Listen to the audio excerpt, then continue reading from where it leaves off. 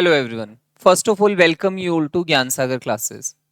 As you all are commencing your journey for becoming a company secretary, you must have cleared the first level, that is CSAAT, right? Entrance test आपका सबका हुआ होगा. That's why you are in executive. That is the first level actually. CSAAT is only an entry to the course. यहां से आपका journey start होता है to become a company secretary. जैसा कि आपको पता है, you have two groups, first group and second group, and in the first group we have 4 papers, each is of 100 marks, and we here will be studying the subject that is paper 1, jurisprudence, interpretation and general laws. My name is CS Chandan Sharma. I am also a company secretary by profession, and I will be taking this subject of yours, that is jurisprudence, interpretation and general laws. First of all, we need to understand what is the use of this subject, what is there in this subject, then after we will start the subject officially. तो आज की class में हमारा सिर्फ मकसद ये है कि हम इस सब्जेक्ट को जानें कि what is this subject. Law basically हमारी लाइफ में क्या काम करता है, लॉ हमें क्यों जानना है, और कंपनी लॉ तो खैर पढ़ना ही है. बीइंग अ थिंग जो कि एक कंपनी सेक्रेटरी के लिए सबसे यूजफुल है कंपनी लॉ, तो वो तो आपको पढ़ना ही है. But what about this general laws, commercial laws, इनका क्या यूज है आपकी लाइफ में और आप इनसे क्या बेनिफिट पाओगे. मतलब अगर ये कोर्स में रखे गए हैं तो what is the purpose of this thing, ये हमें जानना है आज की क्लास में कि इस सब्जेक्ट में हमें क्या क्या पढ़ना है, हमारा अप्रोच कैसा रहेगा इसको पढ़ने का. एंड आज की ही क्लास में हमें टारगेट भी ले लेना है कि इस सब्जेक्ट में हम कितने मार्क्स का टारगेट रख सकते हैं. आप बोलोगे पहली क्लास में ये तय हो जाता है कि yes definitely in the very first class we can set our target for this particular subject. मेरी तरफ से मैं बताऊंगा, लेकिन after some days once you start studying the subject आपको धीरे धीरे नॉलेज बढ़ेगी. Then after you can set your target. मैं आज की अपनी क्लास में अपने थ्रू में एक टारगेट बता दूंगा कि ये सब्जेक्ट में आप कितना स्कोर कर सकते हो, कितना इसका स्कोप है. तो सबसे पहले तो बेसिक बेसिक चीजें जानते हैं. सब्जेक्ट का नाम तो मैंने बता दिया, jurisprudence, interpretation and general laws. अब देखो, अगर आपका ग्रुप 1 की हम बात करें तो कितने सब्जेक्ट है बेटा? 4 सब्जेक्ट. पहला पेपर है JIGL, फिर पेपर 2 SBIL, फिर paper 3 company law and paper 4 CA and FM. यही है, ये 4 पेपर है. Each is of 100 marks each, है ना. 100 मार्क्स के सारे पेपर है. पासिंग क्राइटेरिया क्या होता है बेटा पता है? 40% इन ईच पेपर. तो अगर आप 40 40 40 एंड 40 लाते हो, आप 160 लाके पास हो जाते हो, नहीं फेल हो आप. फिर ये इन्होंने क्यों किया ऐसा? इन्होंने क्यों बोला 40% पास होने के लिए काफी है? एक सब्जेक्ट को पास करने के लिए 40% है, पर ग्रुप को पास करने के लिए तो इसका मतलब मुझे लाने कितने हैं? 200. पर ये कैसे होगा अगर सारे सब्जेक्ट में मैं पास भी हूं बट स्टिल मेरा तो ग्रुप फेल हो गया? इसका मतलब मुझे तो कोई बेनिफिट ही नहीं मिला पास होने का. तो पास होने के लिए हर सब्जेक्ट में ऑन एन एवरेज कितने चाहिए, तब जाके 200 बनेंगे. तो इसका मतलब इन्होंने तो हमें पागल बनाया है कि 40 में पास बोल के ये बोल रहे 50 लाओ. नहीं बेटा, इन्होंने पागल नहीं बनाया, इन्होंने तुम्हें एक लिबर्टी दी है. इन्होंने लिबर्टी क्या दी कि अगर किसी सब्जेक्ट पे तुम्हारा स्ट्रॉन्ग कमांड है, if you have a strong command, तो आप उसमें ज्यादा स्कोर कर सकते हो. और अगर कोई सब्जेक्ट आपका बहुत ज्यादा स्ट्रॉन्ग नहीं है, वीक है, तो आप उसमें कम भी स्कोर करके एटलीस्ट पास तो हो सकते हो. अगर 50 क्राइटेरिया रखते तो शायद कोई क्लियर ही नहीं कर पाता, क्योंकि पास ही नहीं होते फिर तो हम 50 बिना. तो इसीलिए इन्होंने क्या रखा, 40 is the criteria to pass that subject, but to pass the group you need to score 200 marks. अब देखो, सपोज करें for example, talking about me, if my practical portion is weak, अगर मेरा प्रैक्टिकल पोर्शन वीक है तो मुझे पता है इसमें तो मेरे 40 ही आएंगे, वो भी हद मार के. मैं कोशिश करूंगा, हाथ पैर मारूंगा. जैसे होता है ना, किसी ने मेरे को कुएं में पानी में डाल दिया और मुझे स्विमिंग नहीं आती, तो कुछ तो करोगे भाई. अगर हम मरने वाले हैं तो स्ट्रगल तो करेंगे ना. तो स्ट्रगल कर करके चलो मान लो मैं किनारे तक पहुंच गया जैसे तैसे, किसी ने मुझे निकाल लिया, तो ये वो वाली सिचुएशन है, 40 आ गए कट टू कट. 1 मार्क ऊपर नहीं, 1 नीचे नहीं. नीचे जाता तो फेल हो जाता, ऊपर जाता तो भी क्या कर लेता, 41 में भी पास ही था. ठीक है, तो 40 मेरे आ चुके. अब मुझे पता है कि अब किसी न किसी सब्जेक्ट में मुझे ज्यादा स्कोर करना है। अब बाकी बचे हुए सब्जेक्ट में मुझे कितने मार्क्स लाने हैं? 160। अब ये 160 को कैसे डिवाइड करें? अब सपोज करें, मान लीजिए कि मुझे इनमें से भी एक सब्जेक्ट कम आता है। फॉर एग्जाम्पल से मुझे ये वाले सब्जेक्ट पे बहुत ज्यादा कमांड नहीं है, तो इसमें भी मेरे है 40। बच गए कितने? अब अभी भी 120 नंबर लाने हैं, तो 60 और 60। इसका मतलब कुछ सब्जेक्ट पे आपको ऐसी कमांड रखनी पड़ेगी कि आपको 60 अबव उसमें लाने हैं, क्योंकि the future is very uncertain. Sometimes you prepare for a subject like कि we will score very nice, लेकिन वो कम हो जाता है, तो आपको दूसरा बैकअप प्लान भी रखना पड़ता है। हर सब्जेक्ट में 50-50 का टारगेट लेके चलते हैं ना, वो बच्चा पेपर खराब हो गया, दूसरे दिन बोला अब मेरे तो दूसरे में भी 50 का ही है, तो अब तो मैं तो 60 तो उसमें भी नहीं ला सकता। तो इसीलिए दो सब्जेक्ट आपको पकड़ने ऐसे पड़ेंगे। दो से ज्यादा हो तो बहुत अच्छी बात है, पर मिनिमम 2 सब्जेक्ट्स आपको ऐसे पकड़ने हैं जिनमें आपको 60 का टारगेट रखना है। And one of the subject is this, because I am teaching this subject, तो I would say this is one of these subject जिसमें आप 60 इजीली ला सकते हो। If you pay attention towards this subject, तो आप इजीली इसमें 60 का स्कोर ला सकते हो। And 60 means exemption also. You need not give this exam again if you fail the group. अगर आप फेल भी हो गए तो ये वाला पेपर आपको दोबारा नहीं देना पड़ेगा। तो अगर आप एग्जेम्पशन लाते हो तो वेल एंड गुड, ये बहुत अच्छा है। और ये कहीं ना कहीं सेट ऑफ भी कर देता है चीजों को। जो ये 40 नंबर आ रहे थे वो 10 इधर से जुड़ जाएंगे यहाँ पे बेटा, तो ओवरऑल आपका 200 का टारगेट हो जाएगा। अब आप बोलोगे सर 200 लाना क्या बड़ी बात है? 200 ही तो लाने हैं। 400 में से 200 मतलब 50%। ट्वेल्थ में तो मेरे 90 आए थे, 80 आए थे, CSEE में भी इतने आए थे बेटा। वो लेवल ऑफ एग्जाम और इस लेवल ऑफ एग्जाम में बहुत डिफरेंस है। यहां पे हम सिर्फ लिखने पे नंबर नहीं दे रहे, हम किस पे नंबर दे रहे हैं? बहुत अच्छा लिखने पर। मतलब यहां पे बुरा कोई नहीं होगा। जो बच्चे प्रोफेशनल कोर्स करेंगे उनमें ऐसा नहीं होगा कि वो क्वेश्चन में कुछ लिख के ही नहीं आ रहे, या फिर छोड़ के आ रहे हैं, या बिल्कुल एकदम ऐसे मस्ती मजाक में पेपर करके आ रहे हैं। ऐसे नहीं होगा। यहां पे बच्चे सारे ही ऐसे होंगे जो पढ़ रहे होंगे। अब पढ़ने वाले बच्चों में जो बहुत अच्छे होंगे, they will pass the exam, others will not pass the exam. तो इसीलिए हमें अच्छे वाली कैटेगरी में, ऊपर वाली कैटेगरी में आने की कोशिश करनी है, कि हम उस लेयर पे आ जाएं जहां से हम पास वाले में निकल जाएं। राइट, हमें वो नीचे वाले टाइम पे नहीं जाना है। तो वो प्रोबेबिलिटी आपकी पासिंग की तभी बढ़ेगी जब इसमें से 2 सब्जेक्ट आप चूज करोगे। It totally depends on you. मेरे साइड से मैंने ये वाला सब्जेक्ट बता दिया, may be your practical is very nice, तो अच्छा है, तो इसको भी मान सकते हो आपकी, इसमें भी 60 अबव लाए जा सकते हैं। Plus company law is one of the subject जो आपके आगे काम आने वाला है, तो इसमें भी आप 60 प्लस का स्कोर ला सकते हो। तो ये आपके ऊपर डिपेंड करता है कि आप कौन से पेपर ऐसे रखोगे। सेकेंड ग्रुप की अब हम बात ही नहीं कर रहे हैं अभी, क्योंकि सेकेंड ग्रुप कई बच्चे फर्स्ट ग्रुप ही देते हैं एक बार में, दोनों साथ में नहीं देते हैं। It totally depends on your choice कि आप कितना पढ़ने की कैपेसिटी रखते हो, कितना साथ में। बट उसका भी बता देता हूं बेनिफिट क्या मिलता है। दोनों ग्रुप के 700 नंबर होते हैं बेटा। अब 700 में से कितने लाने हैं? 350, 350। तो यहां अगर मान लो आपके ज्यादा आते हैं तो उसमें कम लाने पड़ेंगे। जैसे सपोज करो इस वाले पेपर में आपने स्कोर कर लिया इस ग्रुप में 250, हो सकता है ना बेटा हर सब्जेक्ट में आपके 60-60 हो, या किसी में 60 से भी ज्यादा हो, अच्छे मार्क्स आ जाए, तो 250 आपने स्कोर कर लिया। अब इस वाले में आपको कितने लाने हैं? खाली ओनली 100। अब 100 3 सब्जेक्ट में, तो अगर आप पास पास भी होते हो ना तीनों में, 40-40-40 भी लाते हो, तो भी आपका पूरा ग्रुप दोनों क्लियर हो जाते हैं। फिर इंडिविजुअली नहीं देखा जाएगा कि इंडिविजुअली 50% लाने, तो ये दोनों ग्रुप साथ में देने का बेनिफिट होता है कि अगर आपका एक ग्रुप थोड़ा वीक है, आपको लगता है उसमें आप स्कोर अच्छा नहीं कर सकते, तो आप दोनों ग्रुप साथ में देंगे, तो उस ग्रुप को खाली पासिंग पे रखो, एक ग्रुप की अच्छी तैयारी करो कि इसमें हम अच्छा स्कोर कर लेंगे, तो दोनों ग्रुप का मिला के आप ओवरऑल 50% स्कोर कर लोगे।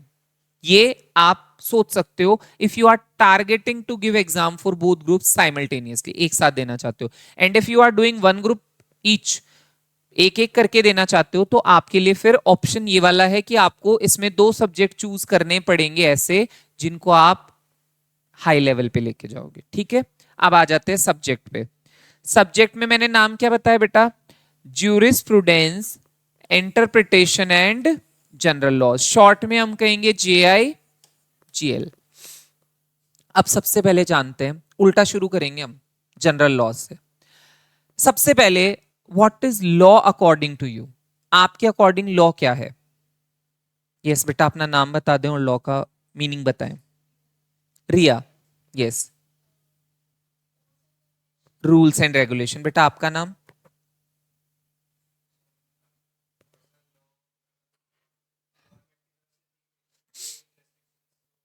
ठीक है, गवर्नमेंट की तरफ से दी गई कोई रेस्ट्रिक्शन जिसको पब्लिक को फॉलो करना रहता है। यस बेटा, आपका नाम? यश, हाँ।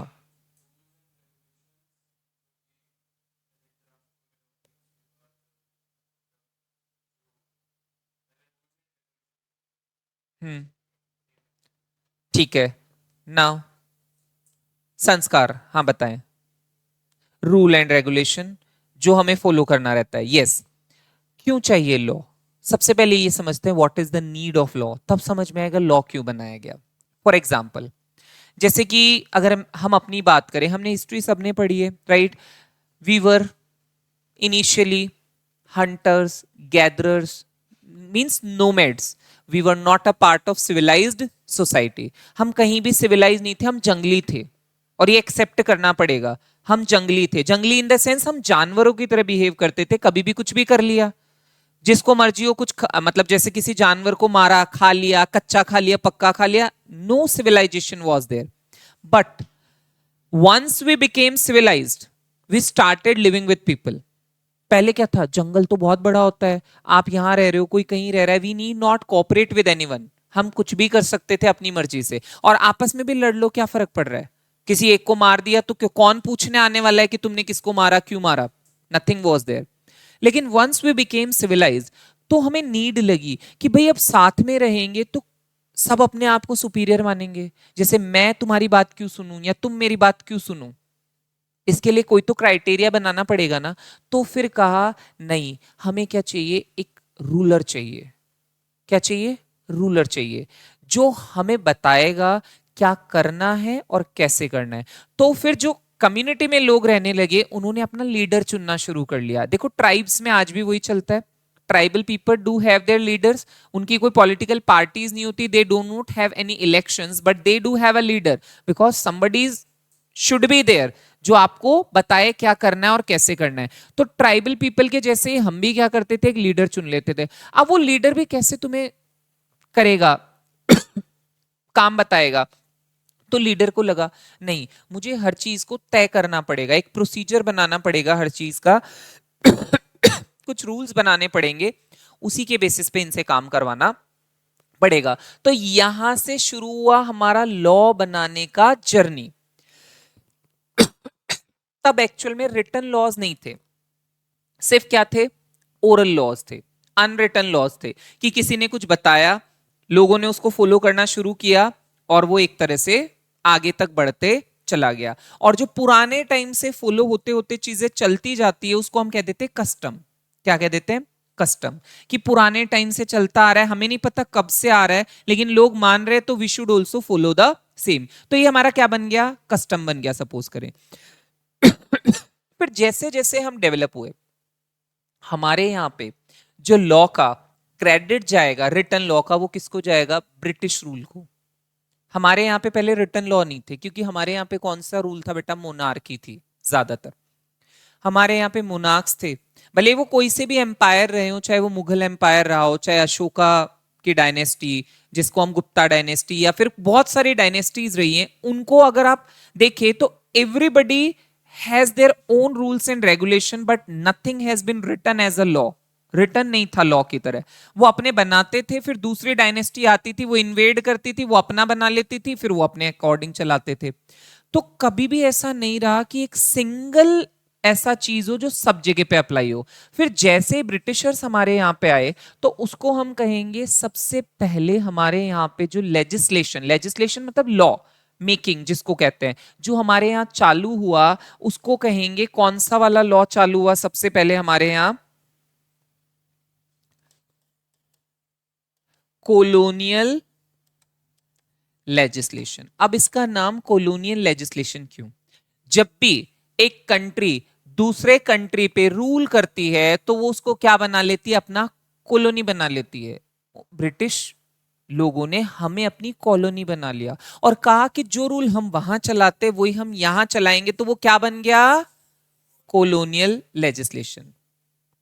कि भाई जो वहां चलेगा वो हम यहां भी चलाएंगे, क्योंकि तुम तो हमारे दास हो गए, हम तुम्हें कॉलोनी बना चुके अपनी, तो जो मेरे यहां चलेगा वो यहां भी चलना चाहिए। तो उन्होंने हमें वैसे शुरुआत की। फिर उनको लगा नहीं, इंडिया के लिए अलग बनाना पड़ेगा, मतलब ये हम जैसे नहीं है। फिर उनके लॉज अच्छे थे, उनके बेनिफिट के लिए बनाए गए थे, पर उनको तो हमारे साथ बेनिफिट थोड़ी ना करना था, अनड्यू इन्फ्लुएंस करके, और या फिर हमसे एडवांटेज लेना था, हमें लूटना था एक तरह से। तो उन्होंने कहा नहीं, इनके लिए वैसे नहीं बना सकते, इनके कानून ऐसे बनाओ जो इनको दबाने वाले हो। तो उन्होंने फिर शुरुआत की लेजिस्लेशन की, कि बनाना शुरू किया हमारे लिए लॉज जो इंस्पायर्ड थे totally from British law. British law से ही इंस्पायर्ड, बट कुछ modified according to Indian culture. ठीक है, वहीं से हमारे लॉज चले। तो कई सारे लॉज आज भी आप देखोगे 1872 आ रहा है, किसी में 1908 आ रहा है। तो बेटा ये सारे कब के हैं, ब्रिटिश रूल के हैं, और आज भी चल रहे हैं। ऐसा हमने हटा थोड़ी ना दिया। भाई जो चीज अगर खराब नहीं है, अच्छी है, तो उसको रखने में बुराई क्या है, बनाया किसी ने भी हो, पर अगर काम अच्छा हो रहा है तो अच्छी बात है। फिर हमने सोचा कि अगर ब्रिटिशर्स ने रूल बनाए तो हमने उनको अडॉप्ट करना शुरू किया, और धीरे धीरे ये जर्नी लॉ की स्टार्ट हुई। इसको हम पूरा बोलते हैं कौन से लॉज, रिटन लॉज, या हम इसको बोलेंगे इनेक्टेड लॉ। इनेक्टेड लॉ मतलब जो लाया गया, बनाया गया।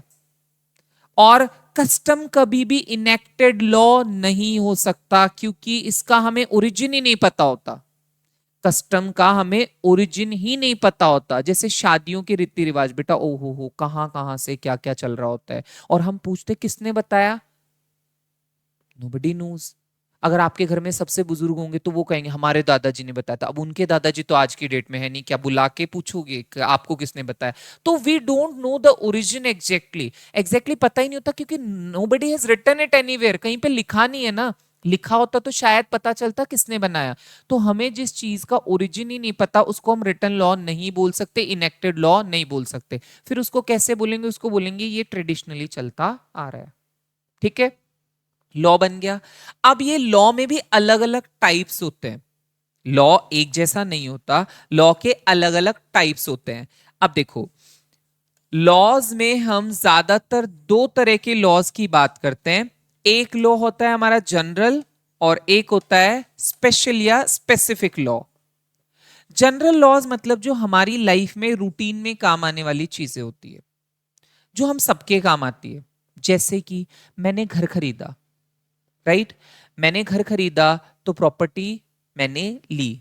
प्रॉपर्टी खरीदने के बाद बेटा क्या करना होता है, रजिस्ट्रेशन। तो ये सबसे पहले मुझे समझ में आया कि रजिस्ट्रेशन लॉ सबके काम वाली चीज है बेटा। आज नहीं तो कल कभी ना कभी तुम प्रॉपर्टी खरीदोगे, और खरीदोगे तो उसका रजिस्ट्रेशन करवाना पड़ेगा। और रजिस्ट्रेशन का प्रोसीजर क्या होता है, कैसे ये चलता है, ये सब कुछ एज ए कंपनी सेक्रेटरी आपको आना चाहिए।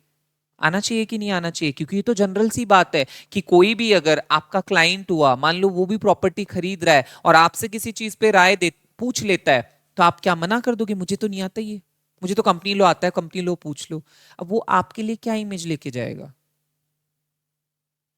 क्या बोलेगा वो, ये तो सबको पता होता है, इनको कंपनी सेक्रेटरी बन के नहीं पता। तो हमें क्या करना है, जनरल लॉज को भी पढ़ना है। क्यों पढ़ना है, to become a generalist not specialist. मेरे लिए स्पेशल लॉ कौन सा है, जो सबके काम का नहीं होता है। भाई कंपनी तो बहुत लोग बनाते हैं, लेकिन उसको रूल्स रेगुलेशन सबको थोड़ी ना पता होते, इवन कंपनी बनाने वाले को नहीं पता होते, वो तो हमें बताने पड़ते हैं उनको।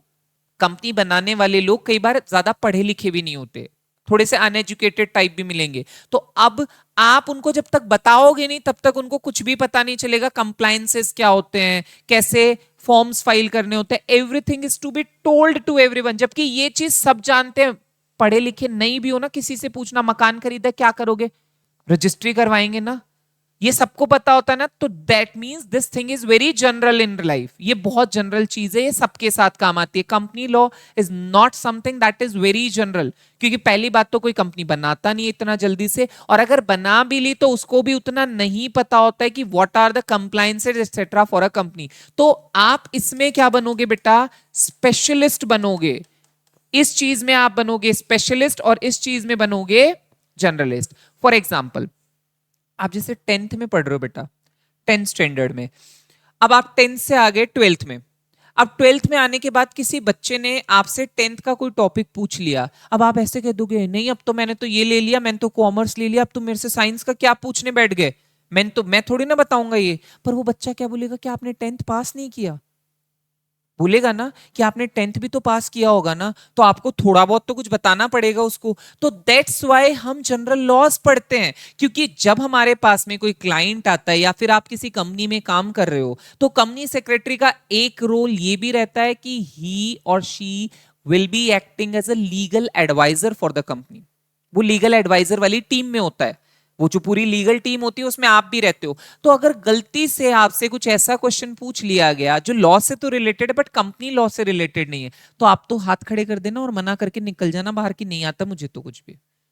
तो कंपनी वाले क्या सोचेंगे, भाई लॉ पढ़ा हुआ इंसान और कह रहे हैं मुझे ये नहीं आता, इसका मतलब company law is not the only law for company secretaries, थोड़े बहुत जनरल लॉज कमर्शियल लॉज भी आने चाहिए, और वो ही सारे होंगे जो डेली यूज में आपके काम आते होंगे, जैसे कॉन्ट्रैक्ट एक्ट। बेटा कैसे बोलोगे कि कॉन्ट्रैक्ट एक्ट नहीं आता मुझे, अब ये बोलेगा अच्छा तो फिर हम किसी से कॉन्ट्रैक्ट करेंगे तो तुम तो कुछ भी नहीं बता पाओगे हमें कि क्या करना है और क्या नहीं करना, इसका मतलब कॉन्ट्रैक्ट एक्ट इज समथिंग जो तो आना ही चाहिए, बहुत इंपॉर्टेंट हो गया। तो इसीलिए हमें क्या पढ़ने होते हैं, जनरल लॉज भी पढ़ने होते हैं। एक मैंने नाम बता दिया आपको रजिस्ट्रेशन एक्ट, जो आपने ही बताया उससे बता दिया। Other laws are also there, जैसे स्टैम्प एक्ट है, स्टैम्प पेपर आप खरीदते हो, ड्यूटी पे करते हो, ये भी उसमें ही आ गया। फिर उसके अलावा आपको कुछ नॉलेज दी जाएगी किसकी, सिविल और क्रिमिनल लॉ की। अब ये क्यों दी जाती है भाई, इससे मेरा क्या काम, मुझे तो क्रिमिनल लॉयर नहीं बनना है, डेफिनेटली नहीं बनना है, तभी तो मैं कंपनी सेक्रेटरी बनने आया हूं। तो अगर मुझे क्रिमिनल लॉयर नहीं बनना, तो why they are telling me की to study something that is not my cup of tea, मेरे को तो करना ही नहीं है। बट कुछ नॉलेज तो चाहिए ना, जैसे आप किसी कंपनी के कंपनी सेक्रेटरी हो, कंपनी पे किसी ने क्रिमिनल केस कर दिया, एलिगेशन लगा दिए, कुछ नॉलेज तो प्रोसीजर की होनी चाहिए ना, हाउ टू प्रोसीड दिस। करना आपको कुछ भी नहीं है, बट सिर्फ एक नॉलेज दे देनी है कि ऐसा कर लो, एक लॉयर कर लो, उससे बात कर लो, ऐसे ये चीजें हम रिजॉल्व कर सकते हैं, ये सारा राय आपको देनी पड़ सकती है। तो इसीलिए सिविल और क्रिमिनल लॉ भी आपके काम आते हैं। तो इस सब्जेक्ट में आपको यही जनरल लॉज कुछ बताए गए हैं, पढ़ाए गए हैं। अब बात करते हैं इस सब्जेक्ट के नाम में जो दूसरी चीज है, इंटरप्रिटेशन। क्या होता है इंटरप्रिटेशन?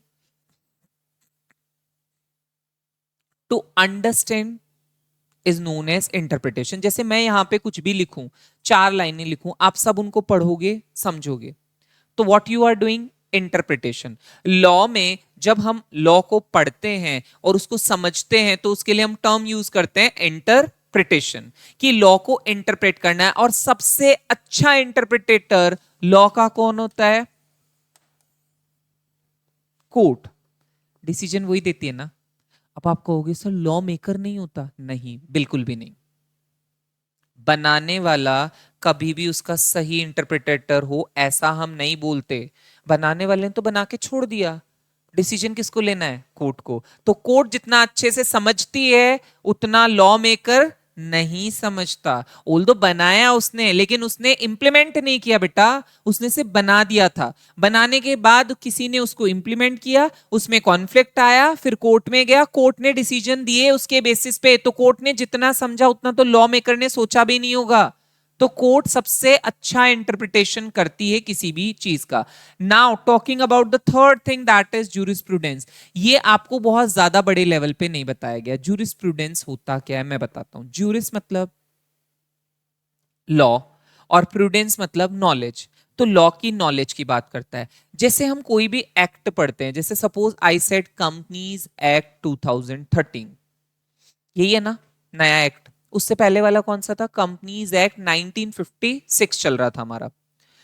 2013 में नया एक्ट आया, मैंने उसको पढ़ना चालू किया। बेटा कहां तक उसकी सीमाएं कहां तक है? कुछ बाउंड्री होगी, खत्म, फिर लॉ तो खत्म हो गया वो। तो इसका मतलब वो स्पेशल था, इसीलिए उतनी ही बाउंड्रीज में वो खत्म हो गया। ज्यूरिस्प्रूडेंस में कोई बाउंड्रीज नहीं रखनी है हमें। ज्यूरिस्प्रूडेंस कहता है लॉ को पढ़ो जनरल सेंस में, इसकी कोई बाउंड्रीज नहीं होनी चाहिए। मतलब कोई भी लॉ हो, पढ़ लो, समझ लो, जितना आप पढ़ पाते हो उतनी आपकी नॉलेज बढ़ती जाती है। तो लॉ को जनरल सेंस में पढ़ना ही क्या कहलाता है? ज्यूरिस्प्रूडेंस कहलाता है। कि आपको अगर लॉ समझ में आता है तो it can be any type, कोई सा भी टाइप हो सकता है, कोई स्पेसिफिक पर्टिकुलर नहीं। तुम ऐसे नहीं कह सकते भाई मुझे तो ये लॉ समझ में आता है दूसरा नहीं समझ में आता, नहीं, ऐसा हो ही नहीं सकता।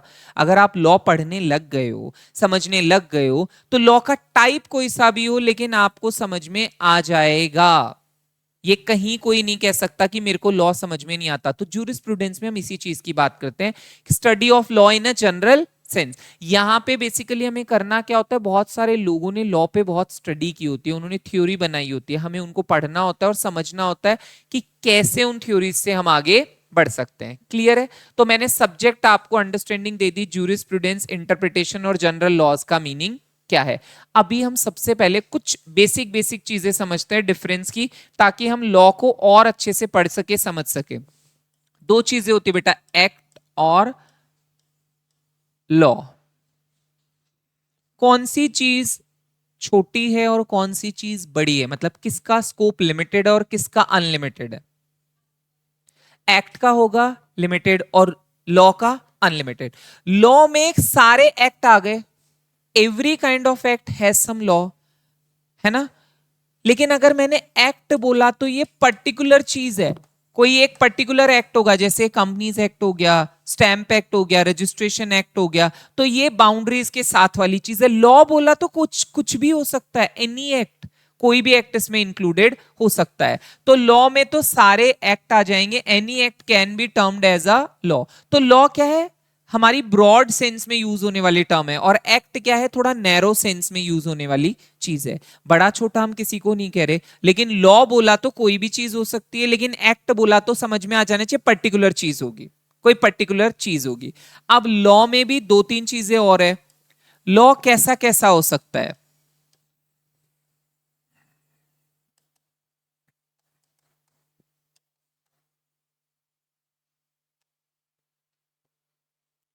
लॉ दो तरीके का होता है, सब्सटेंटिव और प्रोसीजरल।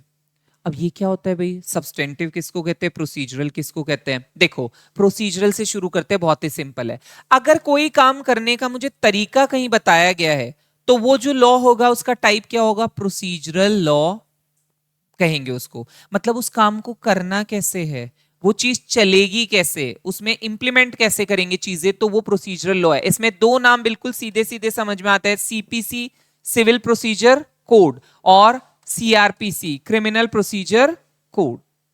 प्रोसीजर नाम में ही आ रहा है ना, तो नाम में ही प्रोसीजर आ रहा है, तो you can say these are procedural law. अब आते हैं सब्सटेंटिव लॉ, फिर वो क्या बताते हैं? जब किसी चीज को डिफाइन करना हो, प्रोसीजर नहीं बताना, सिर्फ चीजों को डिफाइन करना है, देना है, तो हम क्या बनाते हैं? सब्सटेंटिव लॉ बनाते हैं, उसमें कोई प्रोसीजर नहीं होता। तो सीआरपीसी में जो प्रोसीजर है उसका सब्सटेंटिव लॉ क्या है? IPC, Indian penal code. इसमें खाली क्राइम क्या होता है, उसकी डेफिनेशन और उसकी पनिशमेंट बताई गई, पर ये नहीं बोला अपराधी को पकड़ना कैसे है, जेल कैसे ले जाना है, कोर्ट कैसे ले जाना है। That is written in. तो जब भी हम आईपीसी में सजाएं देंगे तो हम सीआरपीसी को फॉलो जरूर करेंगे उसकी प्रोसीडिंग के लिए। और इसमें एक और एक्ट काम आता है जो भी प्रोसीजरल लॉ है, दैट इज एविडेंस एक्ट। ये भी प्रोसीजरल लॉ है, ये भी इसके साथ लगेगा, क्योंकि बिना एविडेंसेस के क्राइम को प्रूव नहीं किया जा सकता। तो ये दोनों प्रोसीजरल लॉ हम काम में लेंगे सजा देने के लिए। आईपीसी के through if you want to punish someone, तो you need to take help of these two things. CRPC भी काम आएगा, एविडेंस एक्ट भी काम आएगा। क्लियर है? ये समझ में आ गया कि law is of two types, one is substantive and other is procedural. फिर आते हैं, एक दूसरा टाइप भी होता है लॉ को और भी एक तरीके से क्लासिफाई किया जा सकता है दो में, रेट्रोस्पेक्टिव एंड प्रोस्पेक्टिव। ये क्या होता है? आज बनी हुई चीज अगर आज के बाद से लागू हो तो उसको क्या कहते हैं? Prospective law. मतलब आज मान लो गवर्नमेंट ने कोई नया टैक्स लगाया, ये बोला कि ये टैक्स भी आपको देना पड़ेगा। कब से देना पड़ेगा? आज के बाद से, है ना। जैसे पेट्रोल के प्राइसेस बढ़े तो जो पुराना पेट्रोल लोग खरीद चुके थे उनको थोड़ी ना बुला के और लेंगे, हम बोलेंगे आगे जो भी लेगा उसको ज्यादा देना पड़ेगा। तो ये क्या होता है? Prospective effect. ऐसे लॉज भी होते हैं जिनमें हम प्रोस्पेक्टिव ही चीजें करते हैं आगे के लिए। फिर रेट्रो का मतलब क्या? चीज बनी आज है लेकिन पुराने टाइम से लागू हो जाएगी। कैसे? हाउ इज इट पॉसिबल कि बना आज है पुराने से लागू होता है बेटा? जैसे कि प्रोसीजरल लॉ में ये रेट्रोस्पेक्टिव इफेक्ट ज्यादातर आता है। सब्टेंटिव लॉ में ज्यादातर कौन सा होता है? प्रोस्पेक्टिव। क्योंकि देखो, अब समझना इस चीज को, जैसे कोई क्रिमिनल था, उसने कोई क्राइम किया। क्राइम कब किया? 2013 में। और 2013 में जब उसने क्राइम किया तो उस क्राइम की सजा थी 4 साल। अब आपको पता है क्राइम के केसेस चलते रहते हैं। मान लो ये पहले तो हमें पता ही नहीं था इसने क्राइम किया है, फिर हमें आइडेंटिफाई हुआ, केस चला, तो आज 2023 में जाके इसको सजा होनी है, 2023। और जब तक ये सजा होनी है तब तक लॉ में बदलाव आ चुका है, और ये जो सजा है 4 साल की बजाय कितनी हो गई है? 10 साल। अब 2023 में इस बंदे को क्या 10 साल की सजा दी जा सकती है? नॉट पॉसिबल, बिकॉज जब उसने क्राइम कमिट किया उसकी सजा 4 साल ही थी, तो आप इसको 10 साल की सजा नहीं दे सकते, नहीं दे सकते। तो सब्टेंटिव लॉ में हम कभी भी रेट्रोस्पेक्टिव इफेक्ट नहीं लाएंगे, ठीक है। फिर आते हैं सीआरपीसी के प्रोसीजर पे। अब जैसे सपोज करो जब इसने क्राइम किया तो सीआरपीसी का प्रोसीजर कुछ अलग था, लेकिन आज जब इसने किया, जब इसको पकड़ रहे हैं तो प्रोसीजर अलग हो गया। क्या फर्क पड़ता है? प्रोसीजर तो नया ही लगाओगे ना, पुराना प्रोसीजर कहां से लगाना जरूरी है? अगर हम पहले का प्रोसीजर लगाएंगे तो प्रोसीजर लगाने के लिए उसके लिए स्पेशली अलग प्रोसीजर लगाओगे? नहीं, प्रोसीजर में बी चेंज्ड। तो प्रोसीजरल लॉ में हमेशा रेट्रोस्पेक्टिव इफेक्ट आएगा। बेटा पुराना प्रोसीजर हम नहीं फॉलो करेंगे। अगर आज की डेट में टेक्नोलॉजी बदल चुकी है तो नई टेक्नोलॉजी से ही काम होता है ना, पुराना थोड़ी नाम लाएंगे। जैसे आज तुम ये लैपटॉप यूज करने लग गए, कोई तुम्हें बोले इससे मुझे टाइप करके दो, नहीं मैं तो टाइपराइटर लाऊंगा क्योंकि मैं तो वो सीखा हुआ हूं, ऐसा थोड़ी ना होता है। लैपटॉप पे ही करना पड़ेगा ना काम, तो हम वो चीजें वापस थोड़ी ना ला सकते हैं। लेकिन हाँ ये कह सकते हैं अगर प्रिंट पहले देना था तो आज भी प्रिंट ही देना है, तो मैं इससे भी प्रिंट दूंगा, उससे भी प्रिंट देता था। तो ये चीज तो सेम रही, लेकिन टेक्नोलॉजी अगर बदल गई तो वो तो हमें चेंज करना पड़ेगा। तो same is with this thing कि प्रोसीजर अगर बदला है तो प्रोसीजर बदला हुआ ही लगेगा, लेकिन जो सजा थी वो उतनी ही मानी जाएगी। तो ये लॉ को इस तरह से दो पार्ट्स में डिवाइड कर सकते हैं, रेट्रोस्पेक्टिव एंड प्रोस्पेक्टिव। क्लियर है? तो लॉ के मैंने कितने टाइप बताया आपको? 2, सब्टेंटिव और प्रोसीजरल, और दूसरा रेट्रोस्पेक्टिव और प्रोस्पेक्टिव। रिलेट कैसे करेंगे? प्रोसीजरल लॉ में कौन सा इफेक्ट आ सकता है? रेट्रोस्पेक्टिव आ सकता है। सब्टेंटिव में ज्यादातर कौन सा आता है? प्रोस्पेक्टिव इफेक्ट ही आएगा। क्लियर है? जनरली जो चीजें मैंने बताई उतना तक समझ में आया? कोई डाउट इसमें? डाउट तो क्या ही आएगा, वैसे ये जनरल चीजें हैं इसमें। तो बेटा नोबडीज ऑनलाइन, तो आप में से कोई एक ज्वाइन करो। आप ऐप पे हो, इसमें ग्रुप में हो ना आप, तो आप एक बार ज्वाइन कर ले, फिर लीव कर देना 5 मिनट्स में भले ही। Today is your first class right? कल भी थी वैसे क्लास तो, हाँ वो न्यूज की वजह से कल तो कैंसिल हो गई थी आगे की क्लास। तो कल एक क्लास तो हुई थी आपकी with subject, okay. And today other classes will be, ठीक है। अब देखो मैं आपको बता देता हूं कि हमें सब्जेक्ट में क्या क्या पढ़ना है। एक हम ओवरव्यू ले लेते हैं कि क्या हम पढ़ेंगे।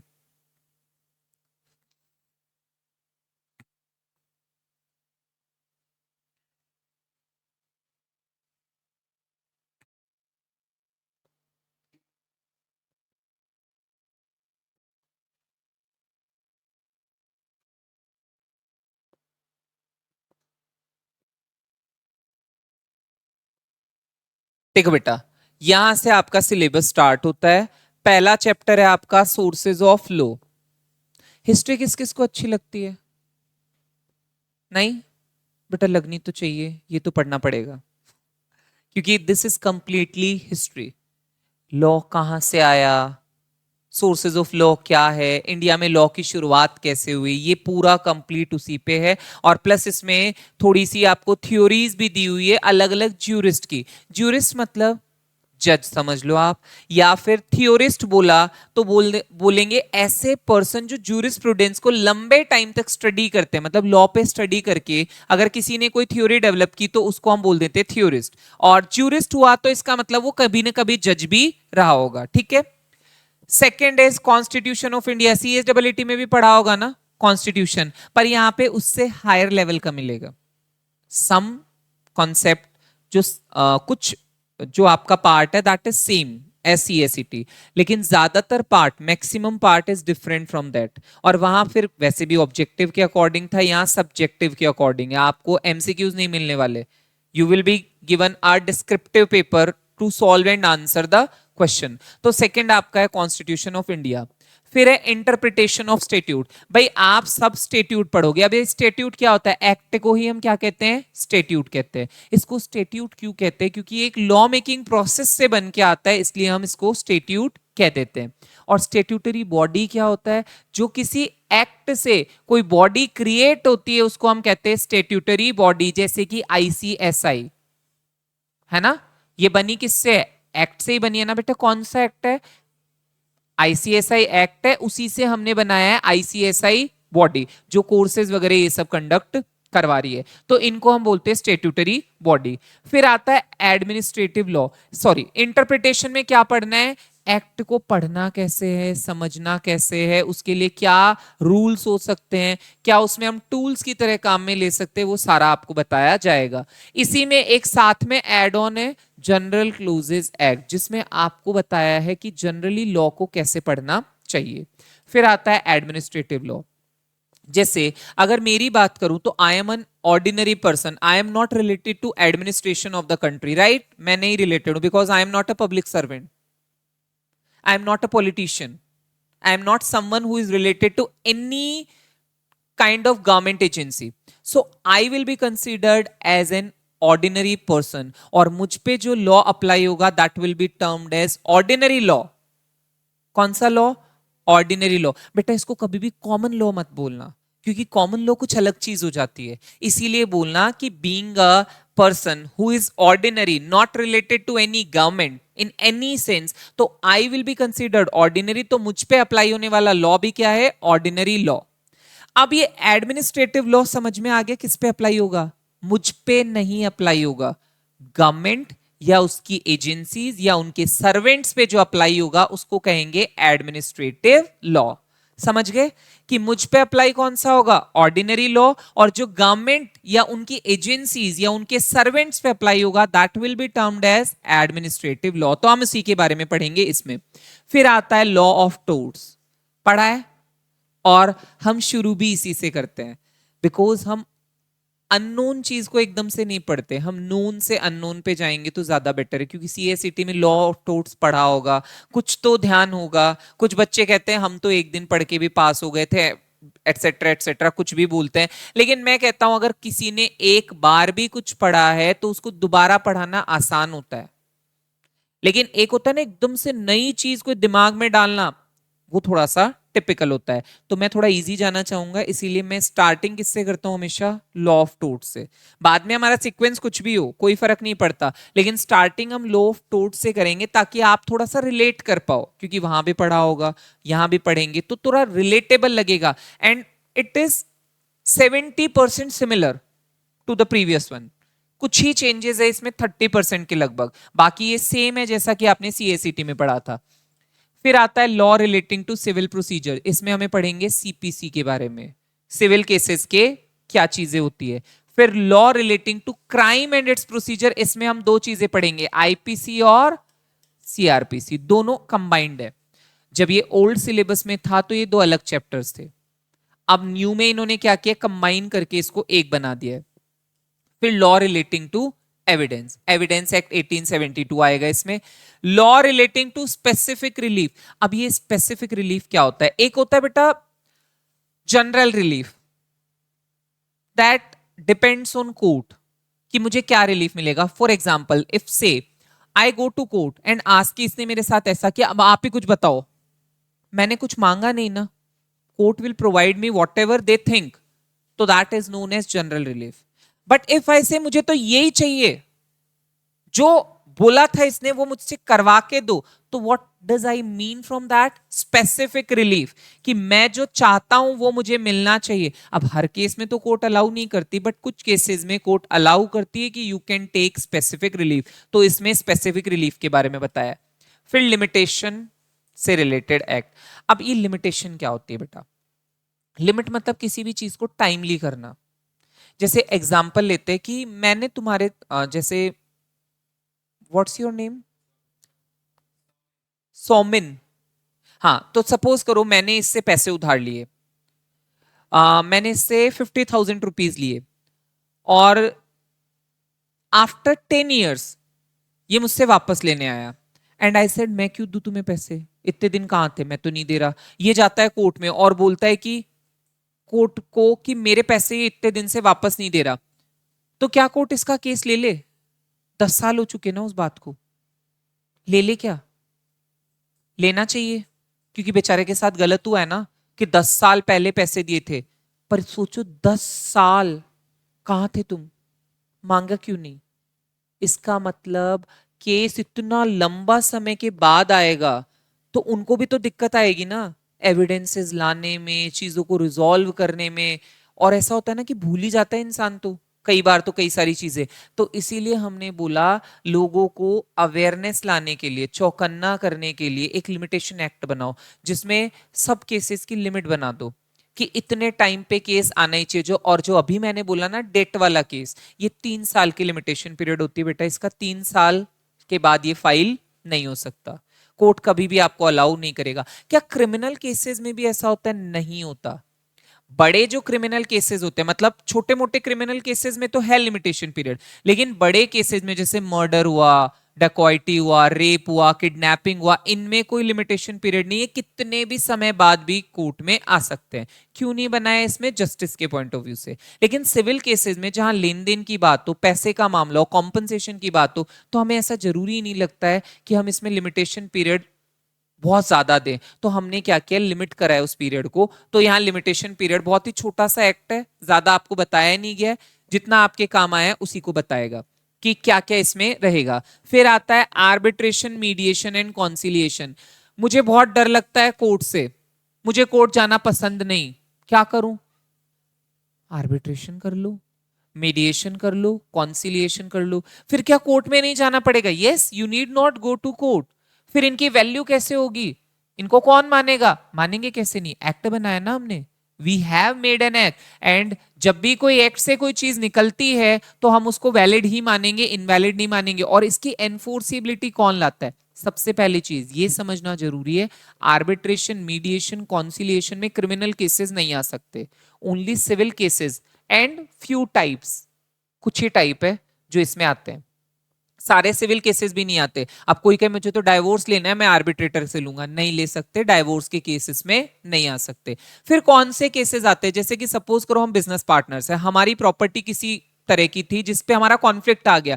अब देखो बिजनेसेस में हम क्यों जा रहे हैं, why we are not talking about individuals, क्योंकि इंडिविजुअल्स में ऐसा कुछ रेपुटेशन, गुडविल जैसा नहीं होता है, लेकिन बिजनेसेस में बहुत ज्यादा होती है ये चीज। जैसे मान लो कोई बहुत बड़ा बिजनेस लेके बैठा है और उनका मार्केट में बहुत नाम है, अगर वो लोग कोर्ट में जाएंगे तो रूमर्स कितने फैल जाएंगे, उनके बिजनेस पे बहुत ज्यादा इंपैक्ट आएगा। या फिर कोई बहुत वेल टू डू फैमिली से बिलोंग करता है, जो नामी घरानों से, जैसे अंबानी वंबानी समझ लो, इनके अगर ऐसे कुछ मामले हुए तो ये अगर कोर्ट में जाएंगे तो जो ये कोर्ट में पैर रखेंगे नहीं उससे पहले तो न्यूज में आना चालू, और शेयर्स डाउन। तो फिर ये क्यों करेंगे ऐसा? तो ये किस में जाएंगे? आर्बिट्रेशन, मीडिएशन, कॉन्सिलिएशन, छुप छुपा के कर लेंगे और किसी को पता भी नहीं चलेगा, कोई गुडविल रेपुटेशन पे इंपैक्ट नहीं आएगा। एनफोर्सिबिलिटी कैसे आती है? जैसे कोर्ट के ऑर्डर्स या उनकी आती है जजमेंट की, वैसे इनकी भी एनफोर्सिबिलिटी आ जाती है कोर्ट के थ्रू। तो यहां पे हमें एक ऑल्टरनेटिव, इनको हम क्या बोलते हैं, ADR, ऑल्टरनेटिव डिस्प्यूट रेजोल्यूशन। जब हम कोर्ट में नहीं जा रहे, किसी और जगह से हम सॉल्व करवा रहे हैं। फिर आता है Indian stamp law, stamp duty जो हम देते हैं उसके रिगार्डिंग क्या लॉ है।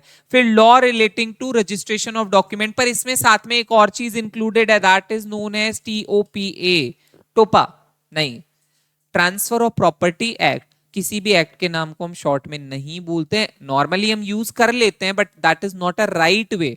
लेकिन आप इसको क्या बोलेंगे, ट्रांसफर ऑफ प्रॉपर्टी एक्ट। ये भी इसके साथ में ही दिया हुआ है कंबाइन करके, कि रजिस्ट्रेशन किसका करवाते हैं हम ज्यादातर, इमूवेबल प्रॉपर्टी। और इमूवेबल प्रॉपर्टी जब भी ट्रांसफर होती है तो कौन सा एक्ट लगता है, ट्रांसफर ऑफ प्रॉपर्टी एक्ट लगता है। तो इसलिए इन दोनों को कंबाइन करके एक जगह पे डाल दिया। देन आफ्टर है RTI, right to information law. अब ये क्या होता है राइट टू इंफॉर्मेशन लॉ, कि अगर गवर्नमेंट या उससे रिलेटेड कोई भी एजेंसी, तो याद रखना प्राइवेट पे अप्लाई नहीं होगा, गवर्नमेंट या उससे रिलेटेड कोई भी एजेंसी से रिलेटेड कोई इंफॉर्मेशन मुझे चाहिए, तो how to take that information, by the help of this law.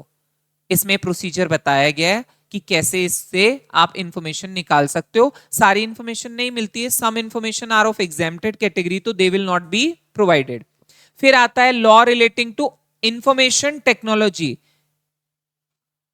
Information technology से रिलेटेड भी लॉ पढ़ना है हमें। ये थोड़ा सा टेक्निकल है बट बहुत ज्यादा नहीं दिया है आपको, थोड़ा बहुत बताया गया। और वो भी क्यों बताया गया बेटा, क्योंकि आज की डेट में टेक्नोलॉजी का यूज बहुत ज्यादा हो गया है, साइबर क्राइम बहुत ज्यादा बढ़ गया है, तो हमें उसकी थोड़ी बहुत नॉलेज होनी जरूरी है कि टेक्नोलॉजी कैसे काम करती है, इलेक्ट्रॉनिक डॉक्यूमेंट के ट्रांसफर के टाइम पे आपको क्या चीजें ध्यान रखनी चाहिए। फिर आता है contract law, law relating to sale of goods, जहां इमूवेबल प्रॉपर्टी के ट्रांसफर पे कौन सा एक्ट लगता है, ट्रांसफर ऑफ प्रॉपर्टी एक्ट। वहीं मूवेबल पे कौन सा लगेगा, सेल ऑफ गुड्स एक्ट। ये हमें दोनों पढ़ने हैं।